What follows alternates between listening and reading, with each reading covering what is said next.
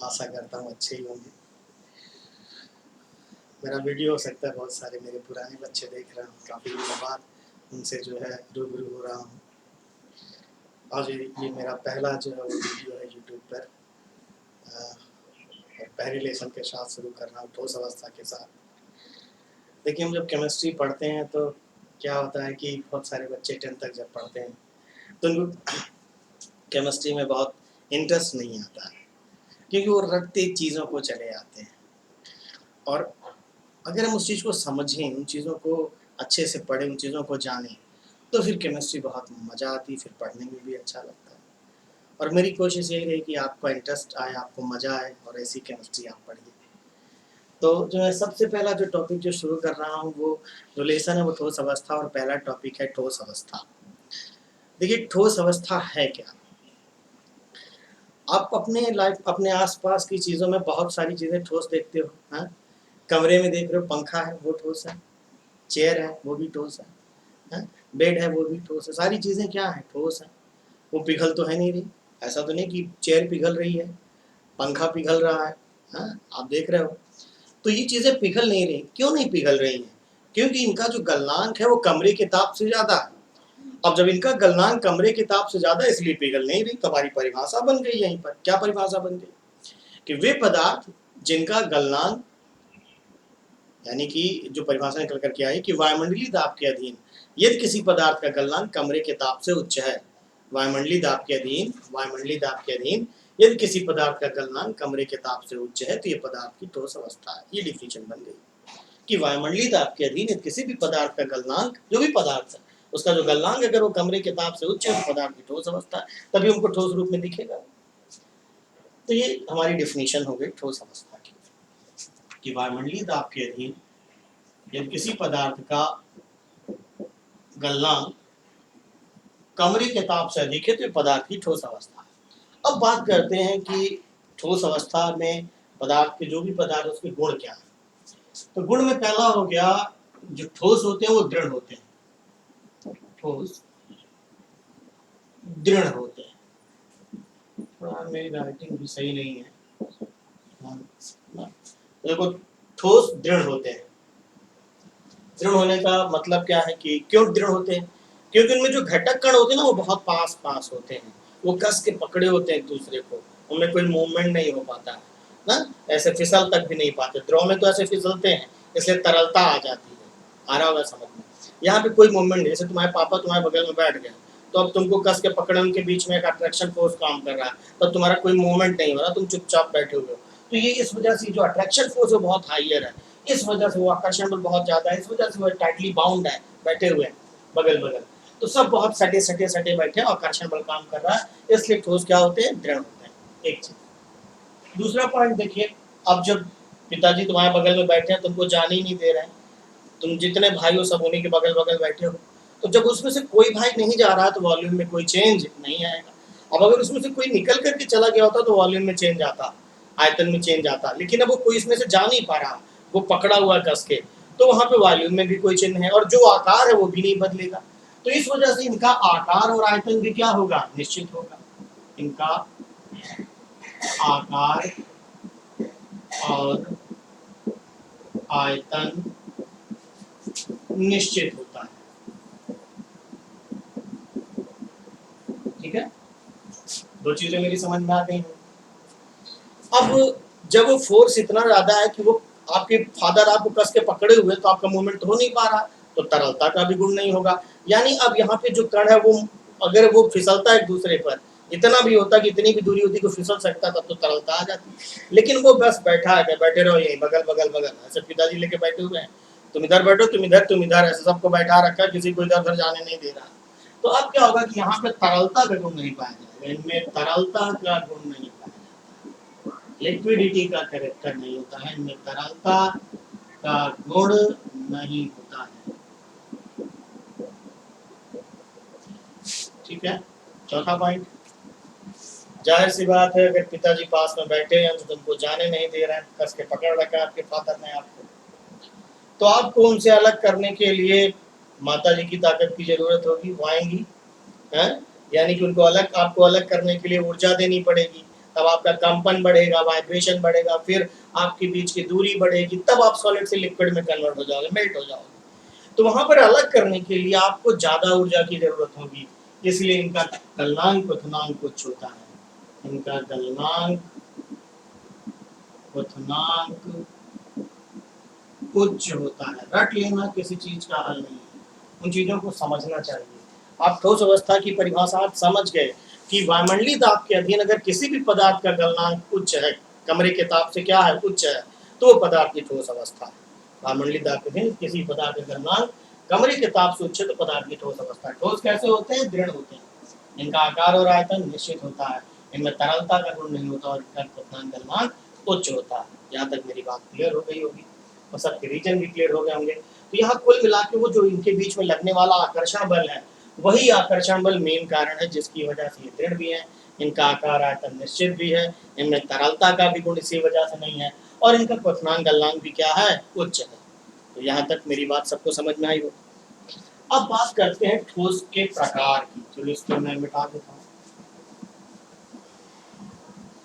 बात करते हैं ठोस के प्रकार की। तो देखो जो ठोस है वो बेसिकली जो ठोस के प्रकार आता है, ठोस के प्रकार, तो देखो ठोस दो प्रकार के होते हैं। नंबर एक क्रिस्टलीय ठोस, ठीक है। अब आता है भैया क्रिस्टलीय ठोस क्या होता है? तो क्रिस्टलीय ठोस वो होता है जिनमें घटक कणों का एक निश्चित क्रम होता है, यानी वे ठोस पदार्थ जिनमें जो भी घटक कण है, चाहे वो परमाणु हो, चाहे वो अणु हो, चाहे आयन हो, अगर उनका एक निश्चित क्रम है तो इसे बोला जाएगा क्रिस्टलीय ठोस। जैसे दीवार है, उस दीवार में ईंटें क्रम से लगी हुई हैं, ये क्रिस्टलीय संरचना है, और अगर उसी को मैंने बिखेर दिया तो वो कैसी हो जाएगी, अक्रिस्टलीय हो जाएगी।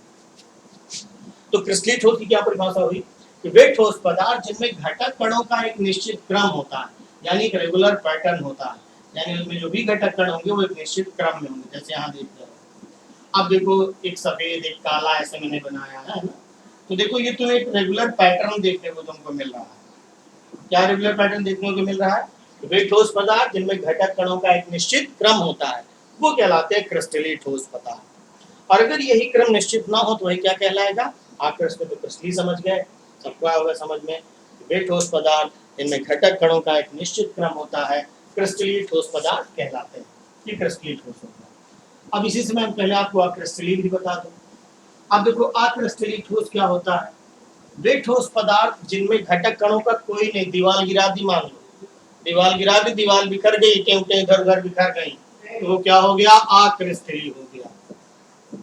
वो कैसी संरचना हो गई, वो हो गई अक्रिस्टलीय ठोस हो गया भैया। यानी वे ठोस पदार्थ जिनमें घटक कणों का कोई निश्चित क्रम नहीं है। अब देखो इधर उधर ऐसा सब बिखरा हुआ है, सफेद काला, काला सफेद, सब ऐसे ऐसे बिखेर दिया हमने, ठीक, बिखर गया ऐसे। अब यहाँ कोई रेगुलर पैटर्न नहीं है, कोई निश्चित क्रम नहीं है, इसे क्या बोलेंगे, अक्रिस्टलीय ठोस बोलेंगे। तो दोनों परिभाषाएं तुमको समझ में आ गई कि अगर घटक कण जो भी है, चाहे परमाणु है, चाहे अणु है, चाहे आयन है ना, तो वो अगर उनका क्रम निश्चित है तो क्रिस्टलीय, निश्चित नहीं है तो अक्रिस्टलीय।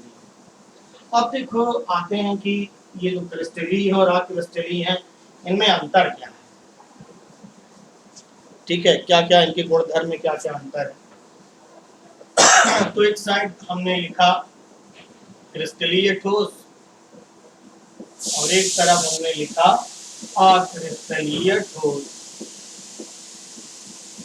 थोड़ा राइटिंग भाई मेरा सही नहीं है, जो क्रिस्टलीय ठोस और अक्रिस्टलीय ठोस। अब क्या डिफरेंस है? पहला डिफरेंस, इनमें घटक कणों का क्या है, एक निश्चित क्रम है, पहला हो गया, ठीक है, आ रहा होगा समझ में।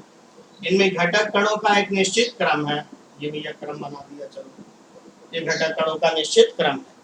लेकिन यहाँ पर घटक कणों का कोई निश्चित क्रम नहीं है, चलो ऐसे बना दिया दो चार, पहला समझ गए। दूसरा, इनमें जो घटक कण होते हैं वो दीर्घ परास में होते हैं।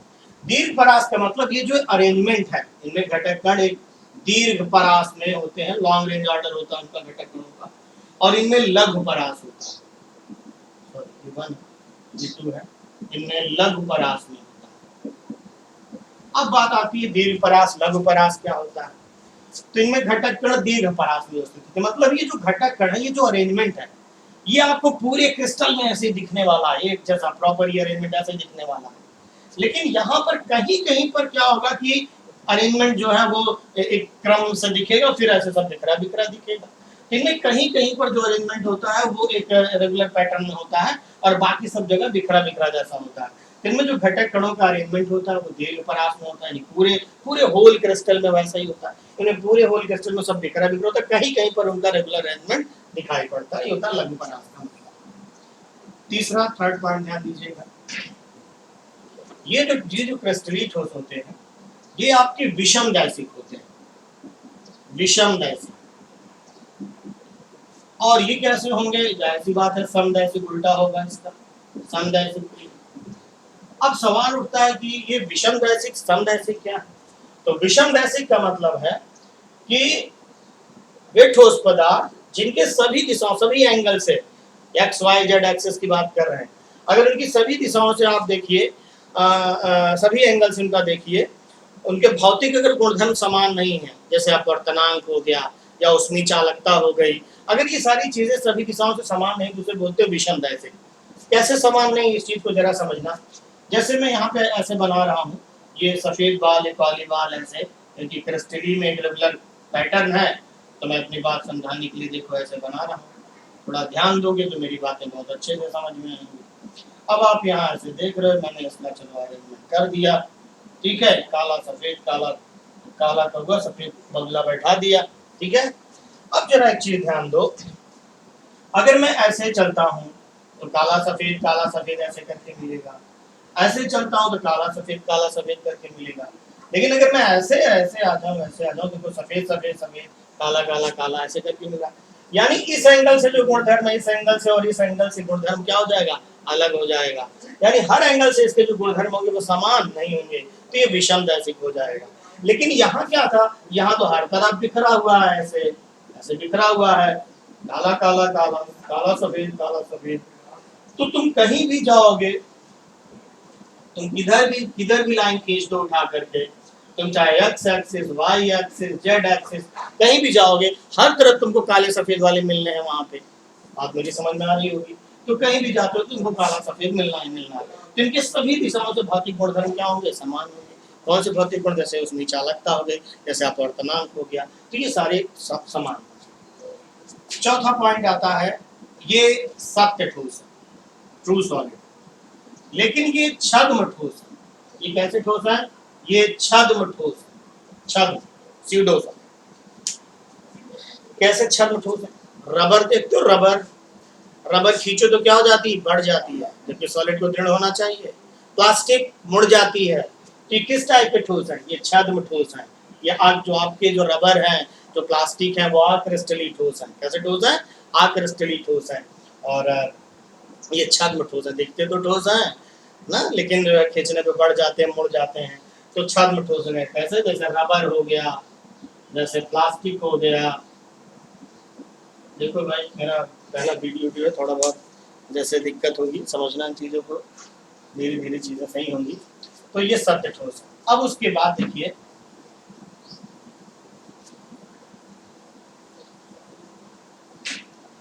इसी में एक एग्जांपल और समझ लो, जैसे जो कांच है, कांच को अक्रिस्टलीय अतिशीतित द्रव बोला जाता है।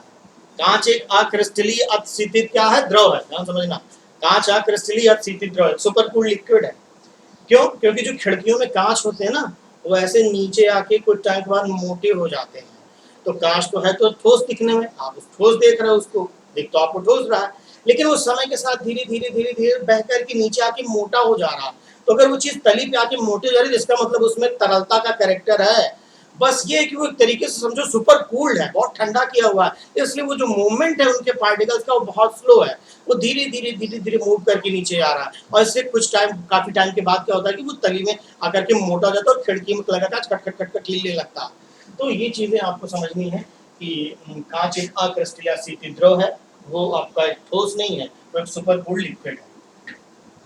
और जो चौथा के बाद जो पांचवा पॉइंट आता है, क्रिस्टलीय ठोस होते हैं, इन्हें जब आप चाकू से काटते हैं तो आपको एक चिकना तल प्राप्त होता है, ठीक। लेकिन जब आप इन्हें काटेंगे तो आपको खुरदरा तल प्राप्त होगा। इन्हें काटने पर हमें जो है कैसा तल प्राप्त होगा, इन्हें काटने पर खुरदरा तल प्राप्त होगा। तो ये बातें मेरी समझ में आई होंगी कि जो क्रिस्टलीय ठोस होता है उनमें घटक कण का एक निश्चित क्रम होता है, अक्रिस्टलीय में घटक कण का कोई निश्चित क्रम नहीं होता है। ये जो है इनमें घटक कण दीर्घ परास में व्यवस्थित होते हैं, इनमें लघु परास में व्यवस्थित होते हैं। ये विषम दैशिक होते हैं, ये समदैशिक होते हैं, ये सत्य ठोस होते हैं, ये छद्म ठोस होते हैं। आ रहा समझ में? इनमें चाकू से काटने पर चिकना तल प्राप्त होता है, चाकू से काटने पर खुरदरा तल प्राप्त होता है। तो यहाँ तक तो मेरी बातें सबको क्लियर हुई होंगी। अब बात करते हैं क्रिस्टलीय ठोस, अक्रिस्टलीय ठोस के बाद नेक्स्ट जो अगली हेडिंग हम लोग पढ़ेंगे वो है क्रिस्टल जालक, क्रिस्टल लैटिस, ठीक। अब देखो क्रिस्टल जालक क्या होता है, ध्यान दीजिए। क्रिस्टल जालक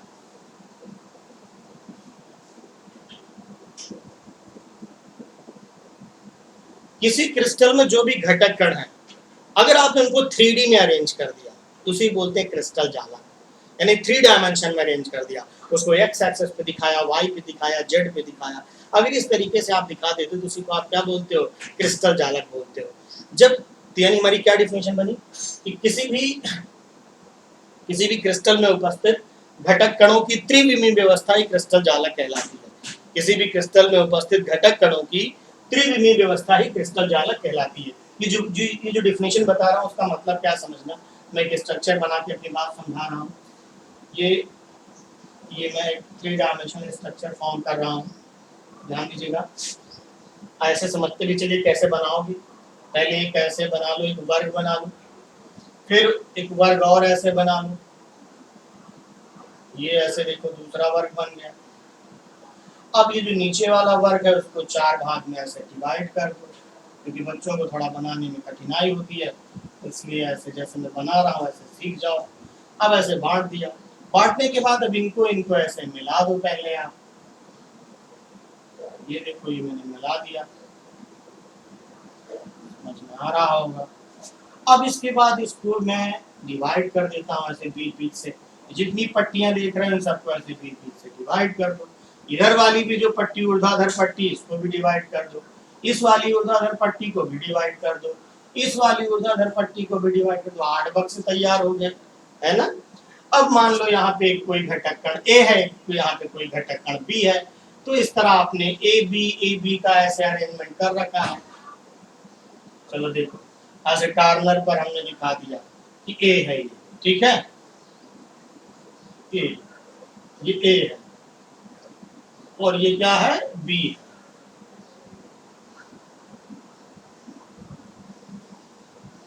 चलो ए हो गया, अब ये बी ऐसे हो गया। तो ए बी कोई क्रिस्टल है और उस क्रिस्टल को हम 3D में दिखा रहे हैं ना, ए घटक कण और बी घटक कण से बना। तो अब देखो आप ये चीज जो दिखा रहे हो वो 3 डायमेंशन में है ना, X axis, Y axis, Z axis दिखाया ना, X axis, Y axis, Z axis. तो कि कोई भी क्रिस्टल है अगर आप उसको 3D में रिप्रेजेंट करते हो, 3D में दिखाते हो, तो वही कहलाता है आपका क्रिस्टल जालक। यानी किसी भी क्रिस्टल में उपस्थित घटक कणों की त्रिविमीय व्यवस्था ही क्रिस्टल जालक कहलाती है। क्रिस्टल जालक में घटक कणों को जिन बिंदुओं से प्रकट किया जाता है उन्हें जालक बिंदु कहा जाता है। क्या कहा जाता है, जालक बिंदु, लाइटिस पॉइंट। ये क्रिस्टल लाइटिस है। तो आ गया होगा सबको समझ में कि किसी भी क्रिस्टल में उपस्थित घटक कणों की त्रिविमीय व्यवस्था ही क्रिस्टल जालक कहलाती है। क्रिस्टल जालक में घटक कणों को जिन बिंदुओं से प्रकट किया जाता है उसे जालक बिंदु कहा जाता है। क्लियर? तो ये हो गया भैया क्रिस्टल जालक। इसी समय हम लोग एकक सेल भी पढ़ लेते हैं। क्या पढ़ लेते हैं, एकक सेल, यूनिट सेल। क्या होता है एकक सेल? अब देखो तुमको 8 बक्से दिख रहे हैं ना, इस 8 बक्से में एक जो छोटा बक्सा है, ये वाला बक्सा, ये जो छोटा वाला एक बक्सा जो है, इस 8 बक्से में एक बक्सा एकक सेल है। यही क्या है, एकक सेल। देखो मैं ऐसे थोड़ा ब्लैक शेड मार दे रहा हूँ उस पर, ये देख रही हो आगे वाला जो बक्सा है, इसको जिसको तुम देख रहे जिसपे मैं ऐसा ब्लैक से एडिट कर दिया। तो ये जो एक बक्सा आगे वाला ये एकक सेल है। अब इस एकक सेल की क्या डेफिनेशन होगी? जालक बिंदुओं का वह सूक्ष्मतम त्रिविमीय समूह, जालक बिंदुओं का वह सूक्ष्मतम त्रिविमीय समूह। भाई इसमें भी तो जो घटक कण है वो त्रिविमीय में है कि नहीं, 3D में ही तो है। ये जो घटक कण है वो 3D में अरेंज है।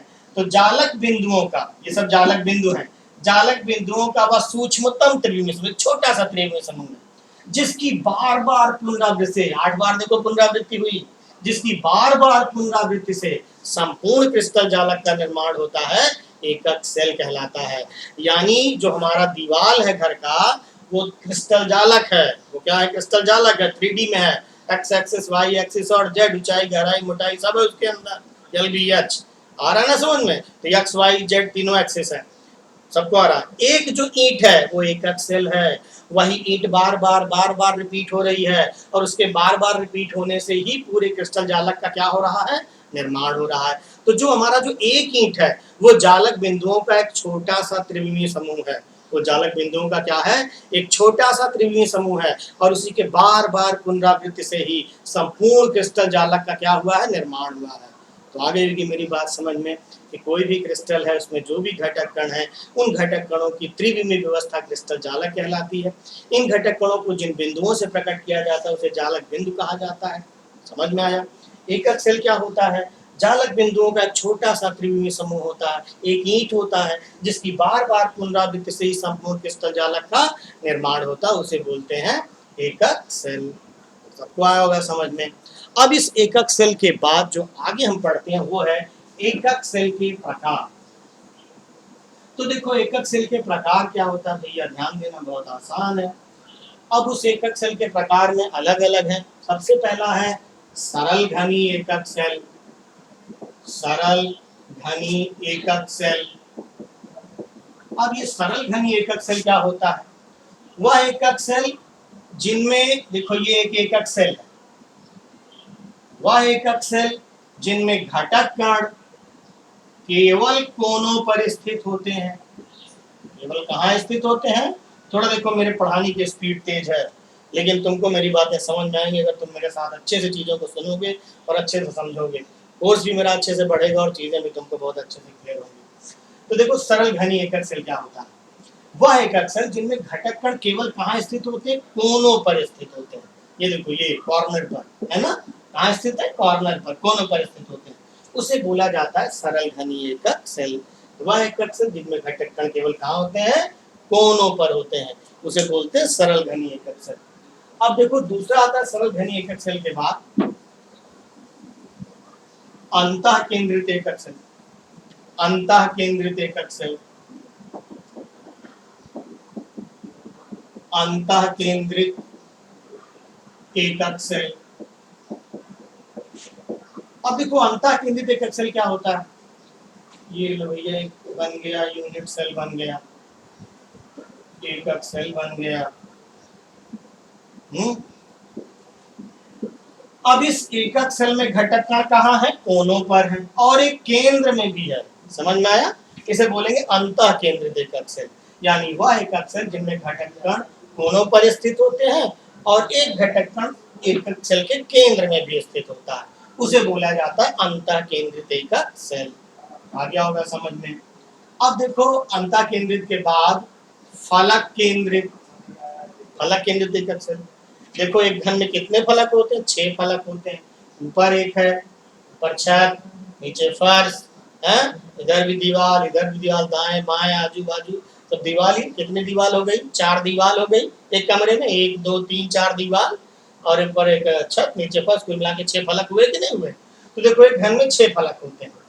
अब इस फलक के केंद्र पर भी हो, यहाँ पर भी हो, ये हर फलक के केंद्र पर, ठीक, ऊपर वाले फलक के केंद्र, नीचे वाले फलक के केंद्र। तो क्या डेफिनेशन निकल करके आई? वह एकक सेल जिनमें घटक कण कोनों के साथ साथ प्रत्येक फलक के केंद्र पर भी होते हैं, कोनों के साथ साथ प्रत्येक फलक के केंद्र पर भी स्थित होते हैं, फलक केंद्रित एकक सेल कहलाता है। क्या कहलाता है? फलक केंद्रित एकक सेल। आ गया समझ में? अब देखो फलक केंद्रित एकक सेल के बाद अगला हम लोग जो पढ़ेंगे वो है कोर केंद्रित एकक सेल। कोर केंद्रित एकक सेल। अब देखो कोर केंद्रित एकक सेल क्या होता है?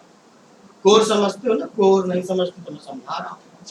देखो ये कमरा है, ये जो कमरे में जो कॉर्नर ऐसे बना हुआ है, ये देखो, ये एक कोर, एक है, एक कोर, दो कोर, तीन कोर, चार कोर, 12 कोर होते हैं। तो देखो 1 2 3 4 देख लिए, 4 1 5, 5 1 6, 6 1 7, 7 1 8, 8 1 9, 9 1 10, 10 1 11, 11 1 12। कुल कितने कोर? 12 कोर, यानी घन में 12 कोर हो गए। अब इन कोर के केंद्र पर भी घटक कण बैठा, केंद्र पर ऐसे, तो इसलिए इसका नाम क्या? कोर केंद्रित एकक सेल। तो हर कोर के केंद्र पर भी बैठा हो, ये बैठा दिया, हर कोर के केंद्र पर बैठा दिया, तो क्या डिफिनेशन निकल करके आएगी? वह एकक सेल जिनमें घटक कण कोनों के साथ साथ प्रत्येक कोर के केंद्र पर भी स्थित होते हैं, कोर केंद्रित एकक सेल कहलाता है। वह एकक सेल जिनमें घटक कण कोनों के साथ साथ प्रत्येक कोर के केंद्र पर भी स्थित होता है, कोर केंद्रित एकक सेल कहलाता है। आगे होगा सबको समझ में। अब इसके बाद आता है किनारा केंद्रित एकक सेल। किनारा केंद्रित एकक सेल। अब देखो किनारा केंद्रित एकक सेल क्या होता है? वह एकक सेल जिनमें घटक कण कोनों पर तो स्थित ही हो और किन्हीं दो विपरीत फलक के केंद्र पर भी हो। ये देखो, ये देखो, ये कोने पर हो गया। अब किन्हीं तो विपरीत फलकों, चाहे ये वाला फलक तो ये वाला फलक, सामने वाला, ये वाला फलक तो सामने वाला, ये पीछे वाला तो आगे वाला, किन्हीं तो विपरीत फलकों के केंद्र पर भी स्थित हो। वह एकक सेल जिनमें घटक कण कोनों के साथ साथ किन्हीं दो विपरीत फलकों के केंद्र पर भी स्थित होते हैं, किनारा केंद्रित एकक सेल कहलाता है। तो यहाँ तक सबको समझ में आया होगा। इसके आगे का जो है वो वीडियो, नेक्स्ट वीडियो अभी मैं थोड़ी देर बाद जारी करता हूँ।